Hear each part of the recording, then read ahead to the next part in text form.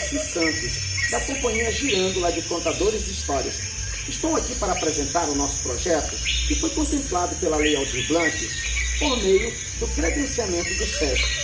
O nosso trabalho, antes mesmo de toda a paralisação por causa da pandemia, já estava em processo de produção para que nós participássemos de um encontro internacional de contadores de histórias, a Bienal conhecida como Boca do Céu, infelizmente interrompido.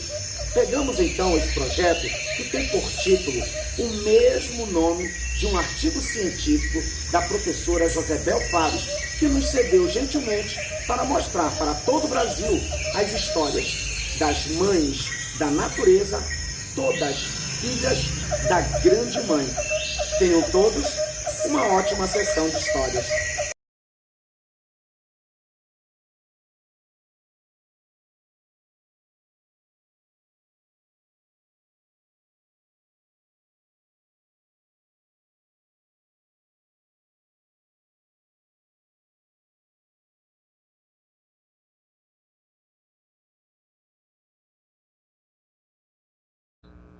Antes de o homem ser criado, só havia terra e ar. E antes de existir o ar e a terra, se necessitava de um lugar para estes se manifestarem. Este lugar era o caos, que era o lugar onde só existia a possibilidade de ser. No sonho do caos, existia o pensamento, que crescia e palpitava. E esse pensamento estabeleceu a ordem. Tão poderoso e eficaz foi o pensamento que chamou a si mesmo de Eros. Ao pronunciar esse nome, o caos se transformou no momento. De Eros e de caos surgiu a obscuridade chamada Nixie e o movimento Bórea, o vento. Em sua primeira dança cósmica, Nixie e Bórea giraram em movimento arrebatado e frenético, até que tudo que era denso, pesado, descendeu. E tudo que era leve ascendeu. A matéria densa era Gaia, e de sua chuva e de sua semente proveu sua descendência. Segundo Hesíodo, o movimento de saída da constelação Urano começa quando Gaia fica sobrecarregada com o fardo dos filhos, que lhes foram socados de volta ao vento. O incômodo de Gaia, devido ao peso e à pressão dos filhos titânicos em seu útero, prenuncia o início de um plano que trama derrubar seu marido-filho, Urano, valendo-se de Cronos, o filho heróico. A princípio de Gaia, a terra-mãe, nasceu Urano, ou o céu, que, unindo-se a ela, deu origem aos gigantes poderosos e violentos conhecidos como Titãs e as Titanídees. Dentre estes estava Cronos, o devorador pai do tempo. Urano não tolerava os filhos, e sempre que estes nasciam, ele os empurrava para dentro do útero de Gaia, para o fundo da terra-mãe, privando-os de atividade, luz e liberdade. Eis que, finalmente, um desses filhos, Cronos, conseguiu ser removido do útero da terra-mãe. E assim que Urano desceu para unir-se à terra-mãe, ou seja, a Gaia, Cronos aproveitou a oportunidade e, irado, castrou o próprio pai, libertando assim seus irmãos e suas irmãs, dando origem à Era dos Titãs. O sangue de Urano espalhou-se sobre a terra, gerando outros deuses, como as Erinhas, Fúrias, as Mileai, ninfas do espírito das árvores. Magoado em consequência da mutilação que fora vítima, Urano morreu. As representações de Cronos que seguiam não são muito consistentes. De um lado, diziam que o seu reino era a idade do ouro, da inocência e da pureza. Do outro lado, se constitui num terrível monstro, um monstro capaz de devorar seus próprios filhos. Em grego, Cronos quer dizer tempo. Esse Deus que devora os próprios filhos e que é, como diz Cícero, o tempo que não se sacia os anos e que consome todos aqueles que passam. Da união de Gaia e Urano nasceram também Hipérion, Japeto, Reia ou Cibele. Nasceram também Temis, Febe, Tétis e Brontes. E além desses, também nasceram Estérope, Argeu, Coto, Briareu e Giges. Dizia-se que o homem nascera da terra molhada, aquecida pelos raios do sol. Desse modo, os elementos participavam da sua natureza. E quando morre, a Mãe Venerável o acolhe e o guarda em seu seio. No mito grego, não há uma razão que explique o porquê Gaia e Urano, depois de criarem tantas coisas bonitas, geraram os titãs, filhos horríveis, com forças horrorosas e terríveis. No entanto, sua chegada significa o fim de uma antiga ordem. A Terra, às vezes tomada pela natureza, recebia vários nomes: Titéia, Ops, Vesta e até mesmo Cibele. Às vezes, a Terra era representada pela figura de uma mulher sentada em um rochedo. Gaia foi também a profetisa original do centro das adivinhações da antiga Grécia, o oráculo de Delfos. O oráculo foi considerado o umbigo da Terra, e onde ele estava localizado era o centro de encontro entre as sabedorias da Terra e da humanidade. Gaia é o ser primordial de onde todos os outros deuses se originam. Seu culto foi perdendo força à medida que os outros deuses cresciam em adoração diante do povo. Mas, na mitologia romana, Gaia era conhecida como Telos, a centelha da própria vida. Sua força está na pedra, está nas árvores, nos animais terrestres e nos pássaros. Está na água, na montanha, na caverna e no túmulo. Salve Gaia, criadora e criatura, mãe e irmã de todos os seres originários da natureza.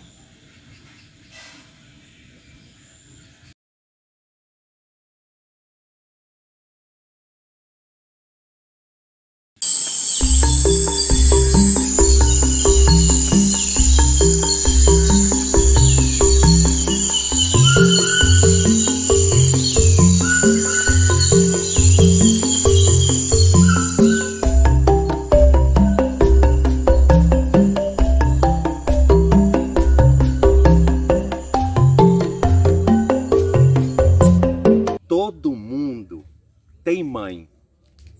Até o ouro tem mãe. São várias as histórias que contam sobre a mãe do ouro. São várias as versões. Mas uma delas aconteceu aqui, na região norte do Brasil, no coração da Amazônia.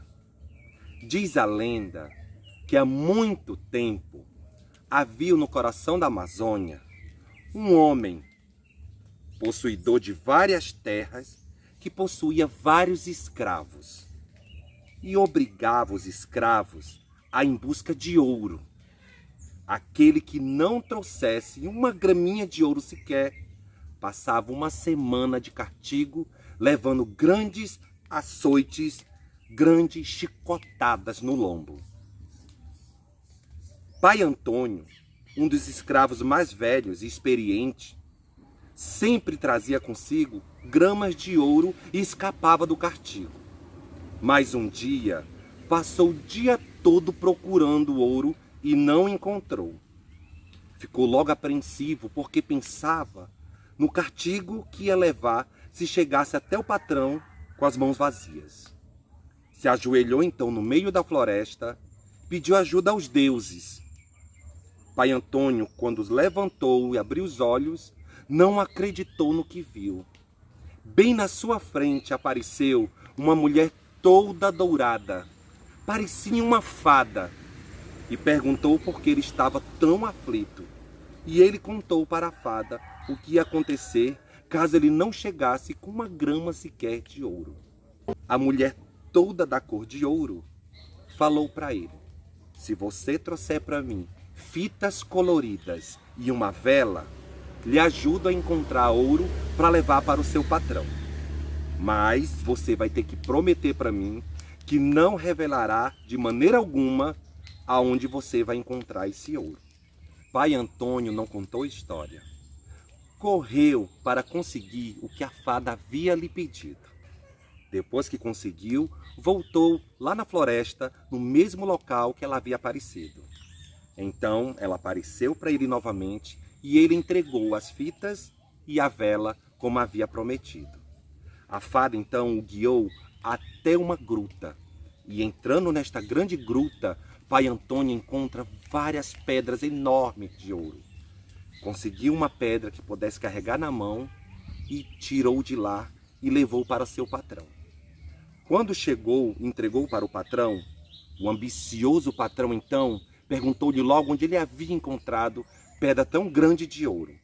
Pai Antônio não podia revelar e por isso foi açoitado noites e noites, dias e dias. E não aguentando mais, suplicou para a fada que pudesse falar para o patrão aonde tinha encontrado para se livrar do castigo. A fada então apareceu para ele e disse que ele poderia contar para o seu patrão e que o patrão levasse consigo alguns escravos até o local. E assim foi feito. Pai Antônio guiou o patrão e os escravos até o portal onde estava a gruta. E chegando lá, mandou cavar para abrir a gruta. A fada então sussurrou no ouvido do Pai Antônio, dizendo que não era para ele entrar na gruta e que eles escolhessem alguns escravos que também não pudessem entrar. E assim foi feito. O patrão entrou com alguns escravos e ficou todo orgulhoso de ter encontrado várias jazidas de ouro. Nunca tinha visto tanta riqueza. Mas naquele momento houve um grande tremor de terra e tudo desabou, matando o ambicioso patrão e alguns escravos que estavam com ele. Pai Antônio se salvou com outros escravos e foram embora. Diz a lenda que grupos indígenas acreditam até hoje que a Mãe do Ouro guarda esse grande segredo, pois essa gruta é um portal para que hoje é conhecido como Eldorado, a cidade encantada de ouro escondida no coração da Amazônia.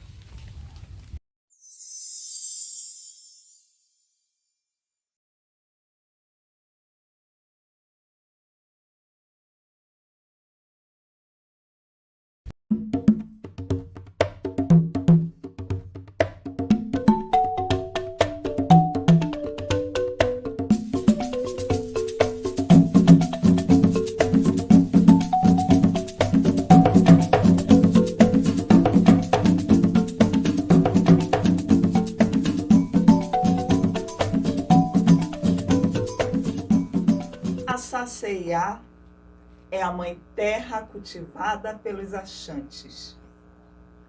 Os Axantes são dos povos que compõem um importante grupo étnico-linguístico Akan, originário da África Ocidental. Segundo o mito, a Saceiá nasceu da escuridão da noite, dando à luz a si mesma e a toda a humanidade. Ela é a senhora da morte e da regeneração, deusa da terra e da fertilidade. Representa o ventre da Mãe Terra que nos dá a luz. Ela é a protetora das mulheres, que são o portal da vida, para onde a Mãe Terra, a Saceia, envia as almas para serem formadas nos corpos das mães.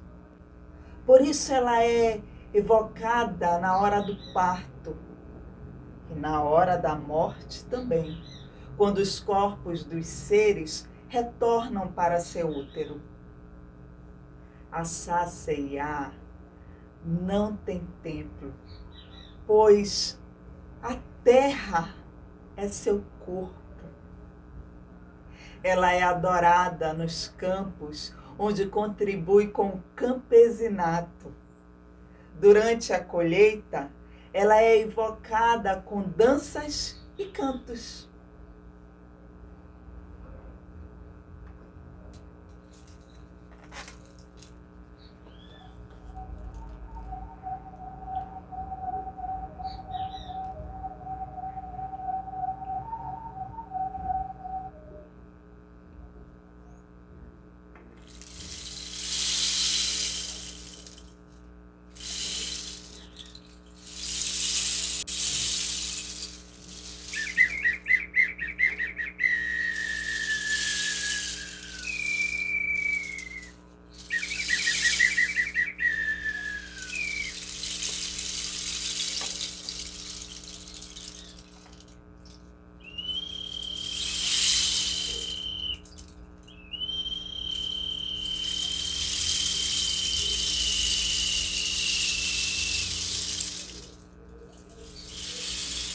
Ventre da terra, força da vida, poesia.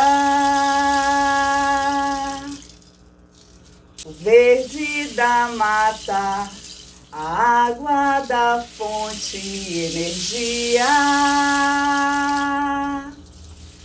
Na ciranda da vida, essência sagrada, tempo de cura em nós.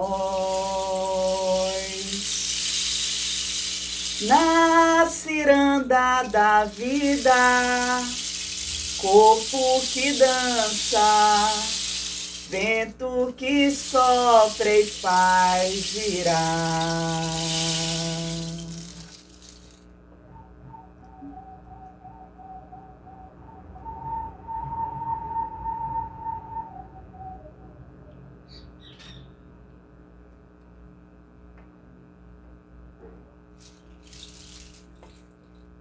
Dependemos da Mãe Terra, a Saceia, para o nosso sustento.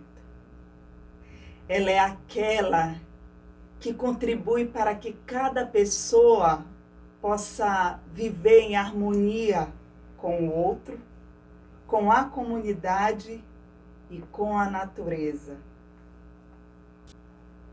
A Saceia, a Mãe Terra, é a grande defensora da verdade e da fala. Em situações cotidianas, suspeitos de estarem contando mentira são desafiados a tocarem com a ponta da língua o solo, corpo sagrado da deusa, como prova de estarem dizendo a verdade. A Saceia, a Mãe Terra, tem uma oração que é assim, feita para ela. Mãe Terra, a Saceia. Enquanto viver, dependo de ti. Quando morrer, retornarei para seu ventre. Por isso te amo e te reverencio.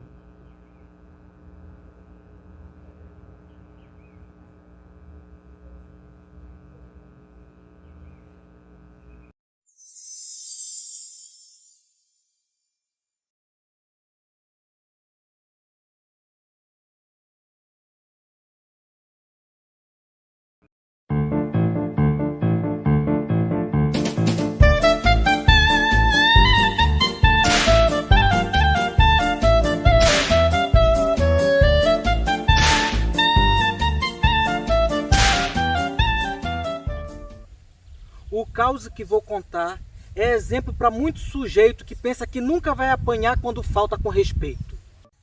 No interior se trabalha muito, tanto que não dá nem para comparar.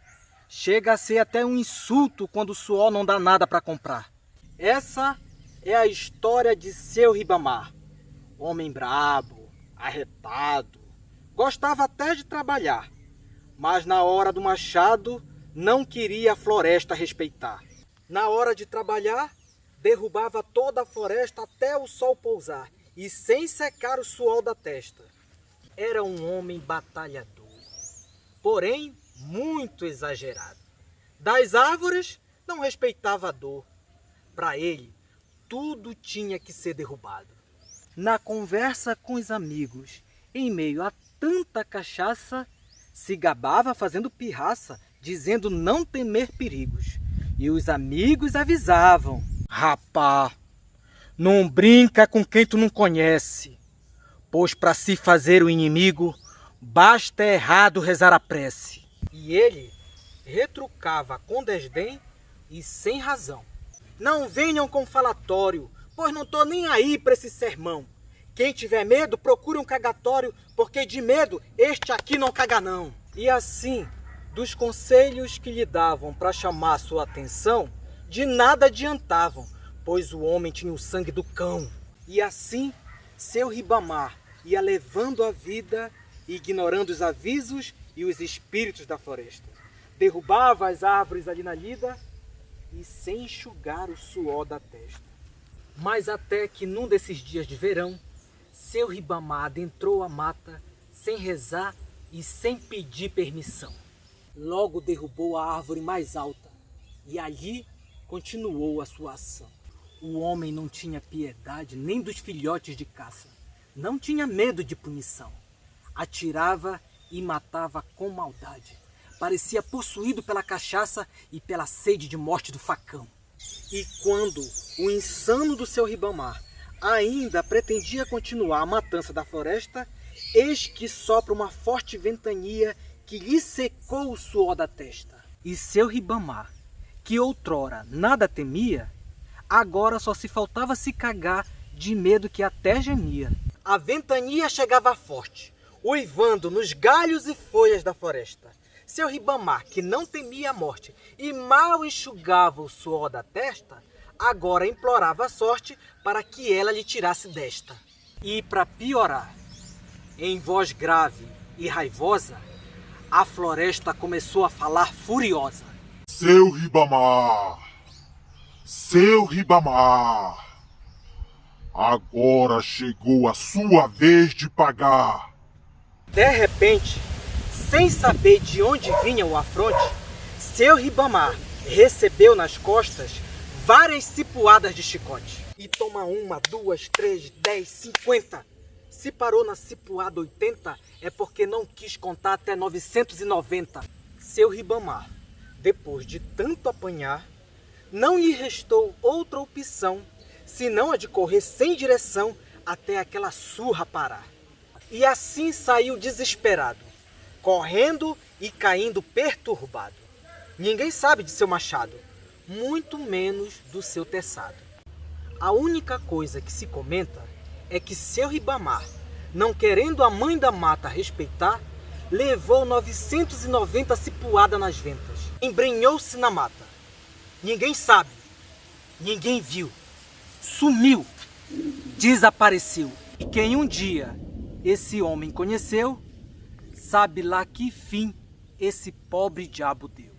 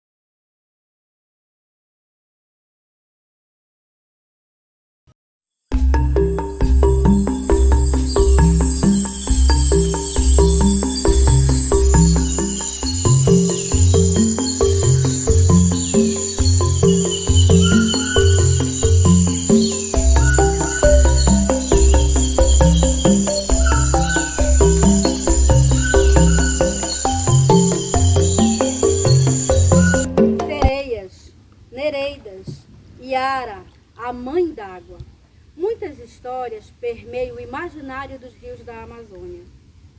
E o casamento da Yara, da mãe de todas as águas, é uma delas.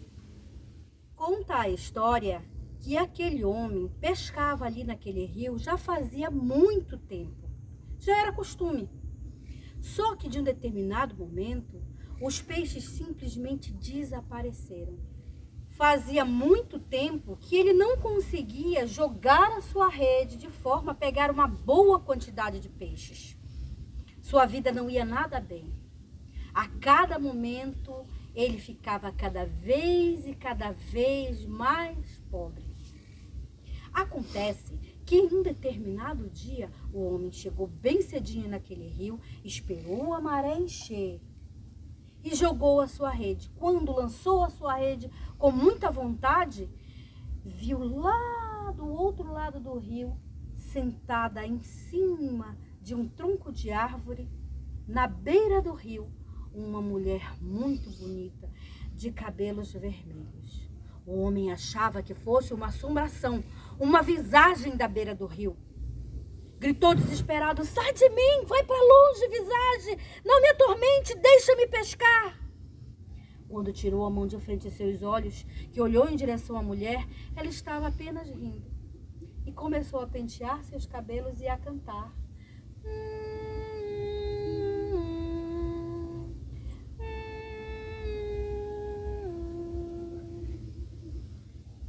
Então o homem percebeu que não era uma visagem, era ela, a Yara, a mãe de todas as águas. O homem olhou para aquela mulher muito bonita e perguntou: o que queres de mim, senhora? E ela, olhando de volta para aquele simples pescador, disse: já te acompanho há muito tempo. Vejo que nesse rio não dá mais peixes em tuas redes.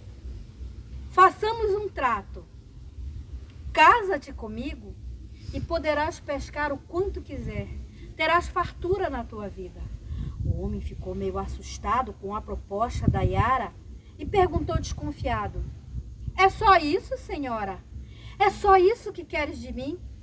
E ela respondeu para ele, penteando seus longos cabelos: sim, é somente isso. Mas te peço que traga um vestido azul e que nunca me maltrates. O homem aceitou a oferta com bom grado. No outro dia, chegou cedinho quando a maré começou a encher e trouxe consigo um vestido azul. E ali, quando a maré encheu totalmente, casou-se com a Yara, a mãe das águas. A vida daquele pescador, daquele dia em diante, foi próspera. A cada vez que saía para pescar, quando voltava com sua embarcação abarrotada de peixes. Com os peixes, ele vendia e fazia um bom dinheiro. A prosperidade chegou até sua casa. Fez uma casa bonita, onde não faltava nada, e a Yara vivia feliz. O pescador também. Mas, com o passar do tempo, a tristeza e a saudade foi tomando conta da Yara. E ela esperava que ele saísse para pescar e ia lá para a beirada do rio, pentear seus longos cabelos e cantar de saudade do seu povo das águas.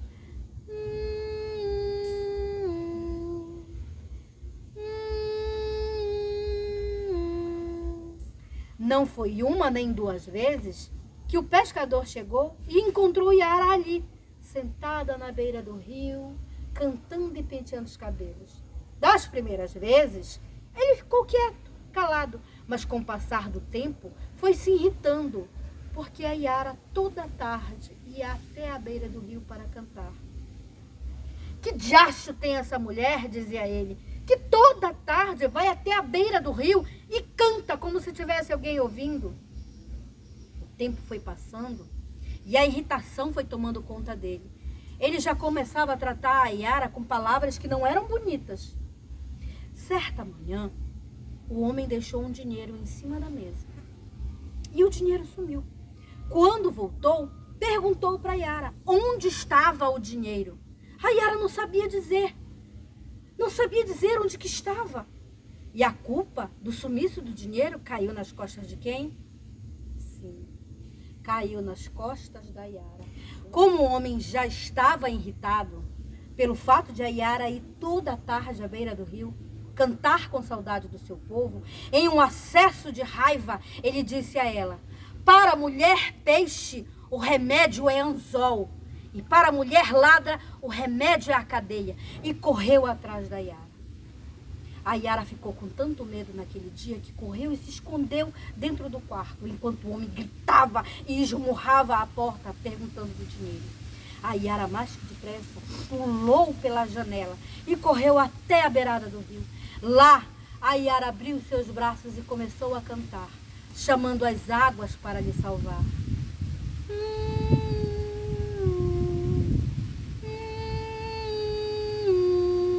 A tristeza da Yara foi tanta que as águas atenderam imediatamente e ventos e raios cruzaram os céus. A tempestade que sucedeu foi tão forte, que junto com ela trouxe uma enchente.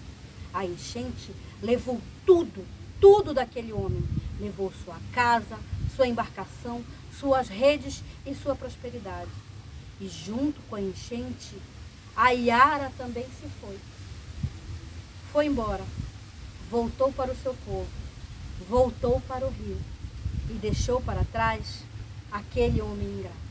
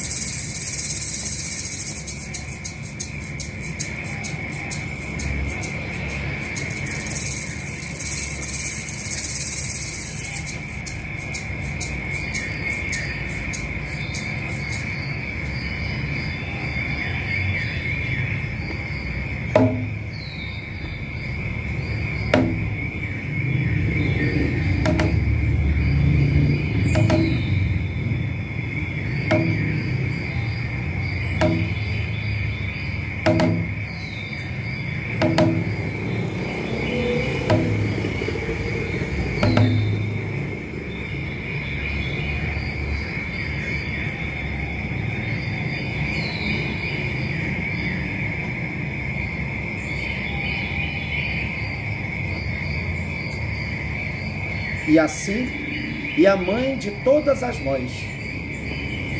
Eu sou Iaci e venho aqui para contar a minha história. Preciso lembrar que meu povo tem uma crença muito importante. Nela, todas as coisas, todos os seres têm mãe. E para nós, essa mãe é Si. Ela é a nossa grande mãe, a mãe de todos e de tudo. Eu sou filha de Si, mãe de todas as mães, aquela que dá seu corpo para uma nova vida nascer. Ela é a sabedoria dos meus ancestrais e tem um cesto carregado com as nossas histórias. Para nós, pode até não ter pai, e digo a vocês, ninguém deixará jamais de ter uma mãe. Saibam que as pessoas, pedras, qualquer elemento: água, terra, fogo e ar. Todos os minerais, todas as plantas, todos os bichos vieram do ventre de Si, a grande mãe criadora. Si é a mãe de cada coisa no mundo. Ela também criou a chuva, a canoa, o rio, o cesto, o peixe, o choro, a alegria. Tudo, tudo, tudo, tudo, digo para vocês, conheçam todas elas. Ibici é a mãe da terra que acolhe a semente e faz o ciclo acontecer. Iraci é a mãe do mel. Em sua doçura, nos ensina a ser desafiados e a nutrir a terra. Itaci é a mãe da pedra, que guarda a história de todos os povos. Ocaraci é a mãe da casa e do acolhimento. Mambiraci é a mãe dos filhos. Ela é a que dá limites e abre caminhos. Membici é a mãe das flautas, dos encantamentos da vida e também da morte. Uibaci é a mãe das flechas e nos dá a direção. Piraci é a mãe dos peixes e traz os saberes das águas. Iaguaraci é a mãe das onças e nos ensina as habilidades de viver nas florestas. Tataci é a mãe do fogo, pois é a nossa força ancestral na aldeia e em todos os lugares da terra. O Iraci é a mãe dos pássaros e nos ensina a ter bons ouvidos.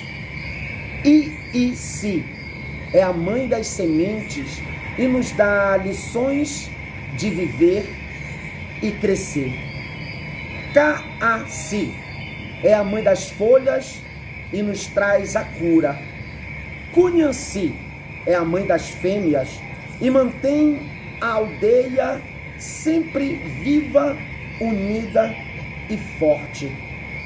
Guairinici é também a mãe dos guerreiros e é quem traz a lição das lutas. Nheci é a mãe da fala, mas que também nos ensina a saber ouvir. Ibacaci é a mãe do céu e é quem nos conta as histórias dos antepassados. Ibituci é a mãe do vento que nos guia pelos melhores caminhos seguros. Abatici é a mãe do milho que traz a lição dos plantios. Andiraci é a mãe do morcego que ensina a andar pelas noites. Aondeci é a mãe da coruja e nos dá a visão do alto e da sabedoria. E eu sou Iaci, mãe da lua. Ensino as lições para todos que vieram antes e depois de mim, porque sou a guardiã dos tesouros que há e está na terra Brasilis. Não guardem para vocês o que aprenderam, espalhem pelo mundo como sementes jogadas ao vento. É certo que muitas palavras vão nascer e viverão um lindo ciclo até a morte, que nunca é o fim, mas o início do renascer, mais importante que a primeira vinda ao mundo. Honrem-se a mãe de todas as mães.